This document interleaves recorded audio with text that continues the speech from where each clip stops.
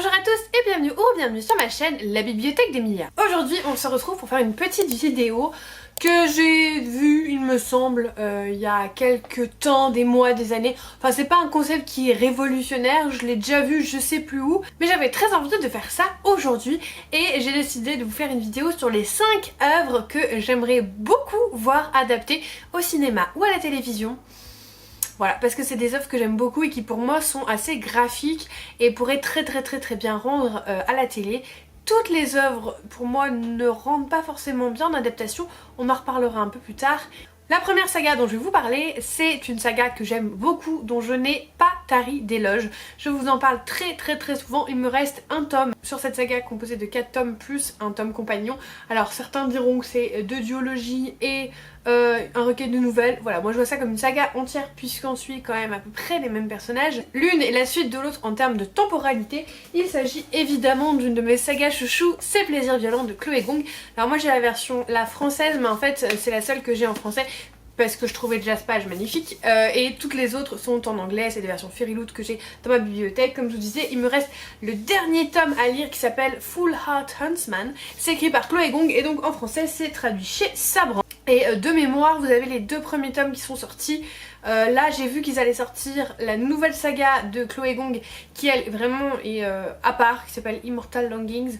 Je pense qu'ils vont après enchaîner avec la suite de cette saga qui s'appelle donc Secret Shanghai et que j'aime beaucoup, qui est une saga qui va réécrire l'histoire de Roméo et Juliette dans le Shanghai donc des années 20 sous fond de colonialisme, sous fond de guerre de gang, de communisme, de nationalisme, de trafic et de plein d'autres choses. Du coup on est vraiment dans un contexte très particulier, très mafia japonaise, vous savez dans les films qu'on peut voir un petit peu. Et on a donc 2 familles rivales qui vont se faire la guerre. On a les Montagov qui sont des immigrés d'origine russe dont est issu Roma qui est donc notre Roméo national. Et on a également la famille Kai, donc la famille Capulet, qui est elle d'origine vraiment chinoise et qui elle est plus côté nationaliste et dont va émerger Juliette, dont ce n'est pas exactement le vrai nom mais je vous laisserai découvrir ça par vous-même. Quoi qu'il arrive, ces deux-là, quand on les découvre au tout début, ils se détestent. Ils étaient amoureux et il s'est passé quelque chose et ils se détestent et c'est là que commence cette histoire. Sachant que au-delà de tout le côté historique et romance, vous avez également un côté imaginaire et fantastique qui vient gonfler tout ça avec l'apparition d'une maladie étrange et d'espèces de monstres un peu bizarres. Et j'en dirai pas plus, mais je pense que ça peut faire des très beaux films. Je suis pas sûre du format série, mais film, je pense que ça peut être vraiment très chouette parce que c'est palpitant, que ça fait très action, qu'il y a un côté vraiment ouais film vous savez asiatique sur la mafia et que je pense qu'il peut être vraiment très joli à voir à la télé. J'imagine ça avec une filmographie un peu sombre, avec beaucoup de brume, voilà, ce genre de choses et évidemment un amour qui va renaître de ses cendres, un bel amour. Je pense que ça peut être vraiment quelque chose qui peut être canon en film. Ouais, en film je pense. Et j'aimerais beaucoup que cette histoire soit adaptée. Bon après je pense qu'il n'y a pas grande chance parce que les sagas qui sont adaptées sont peut-être des sagas un peu plus connues. Mais c'est dommage parce que ça au grand écran, chef's kiss. Voilà, j'adore cette saga. Si jamais vous ne l'avez pas encore découverte, je vous conseille de vous lancer dedans. En plus le premier tome est un peu long et je pense qu'en version cinématographique ça peut gommer un petit peu cette longueur, cette avalanche de description on va dire, qui sera un petit peu plus légère du coup dans la filmographie puisque bah on verra les éléments, on n'aura pas besoin de les expliquer. Bref, vous aurez compris, j'adore cette saga, je vous incite à la lire et j'aurais bien aimé avoir une adaptation. Une saga qui vraiment est hyper visuelle, mais genre hyper visuelle et j'en ai déjà discuté avec l'auteur qui m'a dit que c'était pas encore dans les clous puisqu'il avait une autre saga à adapter d'abord. Il s'agit de Vampiria de Victor Dixon publié chez la collection R. Donc comme je vous dis, j'adore Victor Dixon, je trouve que c'est quelqu'un vraiment au-delà de son écriture qui est hyper passionnant, qui est vraiment très intéressant, qui se renseigne sur plein de choses et du coup en fait c'est en allant discuter avec lui en dédicace que vraiment je suis tombée sous le charme de ces histoires. Voilà, je les aime pas toutes. Par exemple je vous parlais d'une série télé qu'il doit faire en premier, il s'agit de Phobos qui est normalement dans les clous pour être adapté aux États-Unis. Moi perso Phobos j'ai un peu de mal à m'y mettre, voilà j'ai lu le premier tome, il m'a pas transcendé. Par contre Vampiria c'est vraiment un univers que j'aime beaucoup et j'aime beaucoup lire ses romans. Et je pense que ça peut être vraiment canon en série télé, un peu série télé Netflix. avec comme cadre Versailles un petit peu, mais un Versailles sombre. Tout filmé de nuit, avec une lumière un peu rouge pour rappeler le sang, avec le fameux masque du roi, puisque en fait, je vous ai même pas dit l'histoire, mais bon, à la base Impériale, c'est l'histoire de Louis XIV qui a trouvé comment devenir immortel et qui est devenu le roi immuable, le roi de la nuit, le roi des ténèbres, au lieu du roi soleil, et qui continue son expansion et sa dominance sur le monde, et qui a créé une caste de vampires, voilà, blablabla. Et on a notre jeune gueuse entre guillemets, Jeanne, qui va perdre toute sa famille et qui va décider de prendre l'identité d'une noble pour arriver à Versailles et tenter de devenir l'une des écuyères du roi. Puisque garde tes amis près, mais garde tes ennemis encore plus près, vous l'aurez compris. Et je pense que ça, vraiment, visuellement, ça peut éclater, ça peut être trop chouette. Avec en plus une Jeanne qui, je crois, a les cheveux gris. Donc vraiment ces contrastes. Ensuite on part un peu plus loin, on part dans Paris, puis après on part en mer, et puis dans le 4e tome on est aux Amériques. Je pense que ça peut être vraiment super canon en série télé, et vous ne m'enlèverez pas de l'idée que ça doit être adapté un jour, et j'espère vraiment que les producteurs américains verront le potentiel cinématographique de cette histoire, parce qu'il y a moyen de faire des jeux de contraste incroyables avec ce genre de roman, et une filmographie vraiment très particulière, très singulière, rouge, noir, vraiment ce côté sombre et sanguin en fait des vampires. Donc vraiment je pense que ça peut être une super histoire à adapter. Alors c'est vrai qu'une fois qu'on part de Versailles, c'est peut-être un petit peu plus...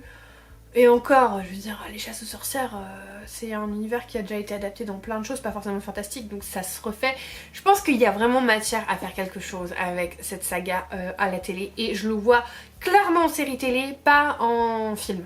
Clairement série télé, je vois pas ça autrement. Peut-être qu'un jour je serai écoutée et que cette histoire sera adaptée au petit écran. Un petit interlude avec les œuvres imaginaires, puisque je me suis rendu compte en faisant ma petite sélection que j'étais partie sur beaucoup de lectures de l'imaginaire, mais j'ai mon œil qui a été attiré en regardant ma bibliothèque sur une œuvre pas du tout imaginaire qui pour moi ferait vraiment un super film. Alors c'est une œuvre pas très connue, d'ailleurs je pense que la plupart d'entre vous quand je vais montrer le livre va dire qu'est-ce que c'est que ça, mais c'est pas grave, j'avais quand même envie de le présenter parce que pour moi ça ferait un super film de Dark Academia, mais de la vraie Dark Academia, sans magie, vraiment juste un mystère, un meurtre, un univers académique, de l'art, le vrai genre Dark Academia. Parce que c'est pas parce que vous êtes dans une école que c'est de la Dark Academia, voilà, sachez-le. Et c'est ainsi que se présente ce livre qui s'appelle Les fantômes de Harvard, qui est publié chez Pygmalion, qui est une œuvre contemporaine de Dark Academia, où on va suivre une jeune femme qui en fait avait un frère qui se serait à Harvard justement pendant ses études, mais elle refuse de le croire, elle trouve que c'est pas possible que son frère ait pu se faire ça, et que vraiment ça sort de nulle part. Elle savait qu'il était un peu perturbé et tout, mais voilà, elle veut pas y croire. Du coup elle décide contre l'avis de ses parents qui sont pas hyper fan de l'idée qu'elle aille à Harvard, donc du coup d'étudier dans cette même faculté et petit à petit d'essayer de découvrir ce qui a pu pousser son frère à faire le geste qu'il a fait, ou découvrir s'il n'y avait pas quelque chose d'autre derrière. Alors, il y a une toute petite dimension fantastique mais qui n'est pas vraiment avérée. C'est pour moi juste des questions qu'on se pose parce que on se dit mais qu'est-ce qui se passe, c'est pas possible que ça puisse se passer. Il y a toujours une explication rationnelle là-dedans, mais voilà, il y a un petit côté fantastique mais vraiment très léger, mais on est vraiment sur une enquête et sur la folie à l'état pur en fait, sur la définition de la folie, sur qu'est-ce qui peut rendre quelqu'un un peu fou tout simplement, et sur l'enquête qu'elle va mener, et j'ai vraiment beaucoup aimé cette lecture, et je pense que ça en film ça peut être très chouette. De ce que je vois des films Dark Academia que j'ai déjà vus, je pense que ça peut faire un chouette film. Pas un truc qui sera vu et revu. Pas un classique, mais vraiment je pense que ça peut faire une belle histoire cinématographique. Et puis comme ça me permettait aussi de vous présenter autre chose que de l'imaginaire. Mais voilà, c'est une œuvre qui pour moi aussi est très graphique. En fait en lisant, on a vraiment les descriptions de l'université et de tous les dédales, parce que l'autrice est elle-même allée à Harvard je crois. Et ça pourrait être très beau avec une filmographie presque un peu sépia, un peu saturée, voilà, ça peut être très chouette, filmé en automne, ça peut faire un truc chouette. Franchement ça peut faire un truc très chouette. Alors je suis un peu moins hypée que pour les séries de l'imaginaire parce que je pense que dans les trucs contemporains on a quand même pas mal de films qui se rapprochent de ça. Mais je pense que ça visuellement ça peut être canon. Ensuite j'ai voulu y glisser mon autrice favorite. je vous laisse imaginer qui c'est. Donc Vi Schwab et contre toute attente, je ne vais pas parler d'Adi Larue, puisque je pense que pour le coup, Adi Larue serait pas quelque chose qui serait très chouette à voir en film. Je m'explique. Adi Larue, c'est un récit qui est très contemplatif et très introspectif, où on a énormément de pensées et de descriptions sur ce que Vi a dit, et le but c'est de vivre à travers elle ses émotions et le cheminement qu'elle va faire. Je pense que à la télé du coup ou au cinéma, sans toute cette dimension, à moins d'y rajouter 1001 voix off de monologues qu'elle s'est fait dans sa tête mais qui risque d'être pas ouf en film, je pense que du coup il n'y a pas assez d'action pour que ça puisse être vraiment passionnant sur un film, et je pense que la plupart des choses qui sont importantes et introspectives et contemplatives par rapport à cette œuvre ne seraient pas hyper bien retranscrites dans une œuvre cinématographique ou télévisuelle. Voilà, je pense que clairement ça c'est pas une histoire qu'il faut adapter. Ça se lit, ça ne se regarde pas. Par contre, une saga qui je pense rentrait très très bien en série, je pense en série pour le coup, c'est Threads of Power de Vi Schwab. Je vous l'ai dit, hein, qui est... Alors là je vous tiens le tome 4 parce que c'était le plus accessible, mais commencer par le tome 1 c'est mieux.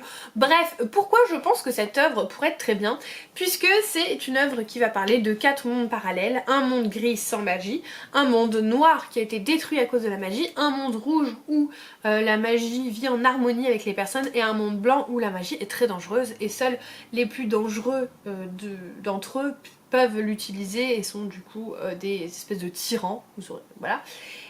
Et je pense que ça, visuellement, ça peut être trop chouette, avec 4 mondes, avec une filmographie très différente, un monde un peu terne, un petit peu comme le Nord-Pas-de-Calais en ce moment, pour le monde qui nous ressemble, un monde très coloré, très chaleureux, avec une colorimétrie très orangée, avec plein de fêtes, des rues pavées et tout pour le monde rouge, et un monde très aseptisé, très blond, où vraiment il n'y a pas de couleur, une absence de couleur pour le monde blanc. Ça peut hyper bien rendre ça à la télé. Ça, quoique en film ça peut peut-être être pas mal. J'hésite entre film et série. Mon choix n'est pas fait, mais plus j'y pense, plus un film pour chaque tome ça peut être pas mal aussi. Je pense que c'est vraiment une œuvre qui mériterait d'être adaptée. Il y a certaines personnes qui trouvent que c'est une saga qui est un peu longue parce qu'il y a beaucoup de descriptions. Après la fantasy adulte c'est un petit peu ça. Alors là c'est publié chez Lumen, mais pour moi c'est de la fantasy adulte quand même, hein, Shades of Magic. Et je pense que du coup ça peut être gommé par le côté film et le côté visuel du coup. Mais si c'est un très descriptif, c'est parce que l'autrice veut son œuvre très graphique, et grâce à ça, moi je l'imagine clairement en adaptation. Je pense qu'en plus avec les progrès faits sur la 3D, les effets spéciaux et tout, passer d'un monde à l'autre, voilà, ces portails comme ça peut être trop cool, ça peut être trop cool. Franchement, je pense que c'est... S'il n'y a qu'une œuvre de Vi Schwab à adapter, je pense que c'est celle-là. Elle pourrait vraiment très bien rendre. Pour le moment, voilà, ça c'est pas à faire, mais je pense que ça pourrait vraiment bien rendre, et je serais la première à acheter ma place de cinéma, si ça sort au cinéma, pour aller voir Shades of Magic, parce que c'est une œuvre qui est rebondissante, où il y a plein d'actions et qui peut être vraiment trop chouette à voir adaptée. Et enfin, oui, je vous vois venir, vous vous dites mais elle n'a toujours pas parlé de sa saga préférée. Vous inquiétez pas, ça va venir. Et évidemment que la 5e œuvre que j'aimerais voir adaptée en télé ou au cinéma, pour le coup ça vraiment série télé, je pense que c'est beaucoup mieux, c'est évidemment la saga dont je vous parle tout le temps, même si ma propagande est un peu moins forte en ce moment parce que je fais une pause dans cet univers et je reprendrai la prochaine saga cet été. Je pense que vous commencez à voir où je veux en venir si vous êtes des viewers assidus. Et évidemment que je parle de l'Assassin Royal. Voilà, je pense que ça c'est vraiment une œuvre à adapter en télé. Et d'ailleurs pour le coup l'autrice nous a indiqué qu'elle avait déjà reçu plein de propositions, mais que tant qu'elle n'était pas complètement convaincue par l'adaptation et les moyens mis et les idées et voilà l'équipe créative, elle donnerait pas ses droits. Et elle a tellement raison, parce que cette saga est tellement incroyable qu'il faut que ce soit bien adapté. Alors de quoi ça parle? En fait l'Assassin Royal c'est un univers hyper étendu, je vous ai d'ailleurs fait une vidéo spéciale sur le sujet, comment lire l'Assassin Royal dans l'ordre, voilà je vous ai fait la vidéo. Et tout commence avec Fitz qui est le bâtard du futur roi et qui va en fait arriver au palais quand son père, un petit peu comment dire honteux de ce qu'il a fait, décide de abdiquer en fait tout simplement de sa place de futur roi, puisque c'est le grand-père de Fitz qui est encore le roi régnant et qui va laisser la place à son frère cadet Vérité. Du coup Fitz va arriver au palais et va recevoir une éducation un petit peu particulière parce que à la fois c'est un membre de la famille royale mais en même temps c'est un bâtard, donc il n'a pas le droit de recevoir l'éducation royale non plus. Donc c'est un petit peu sur deux tableaux, il va à la fois apprendre quand même certaines manières et certaines choses que voilà en tant que membre de la famille royale, même en tant que bâtard, il doit connaître, et aussi en parallèle il va apprendre à devenir l'assassin du roi. Il y a énormément de choses dans cet univers, j'en ai parlé plein de fois. D'ailleurs je voudrais pas trop en parler puisque j'ai fait une vidéo spéciale sur la première trilogie. Alors trilogie, il y a eu 6 tomes en français mais en vrai c'est une trilogie, je vous mets la vidéo là. Mais c'est une saga incroyable, épique, de la médiévale fantasy avec une quête héroïque, avec un héros noble mais aussi qui se pose quand même parfois quelques questions, avec une famille étendue, avec chaque personnage qui est hyper bien construit, qui est vraiment propre à lui-même, avec un monde qui ne fait que s'étendre et qui ne fait que ramener de la magie, des créatures, des prophéties, voilà. En fait c'est un univers qui est faramineux, dont je ne suis qu'au début, puisque je n'ai lu que la première saga.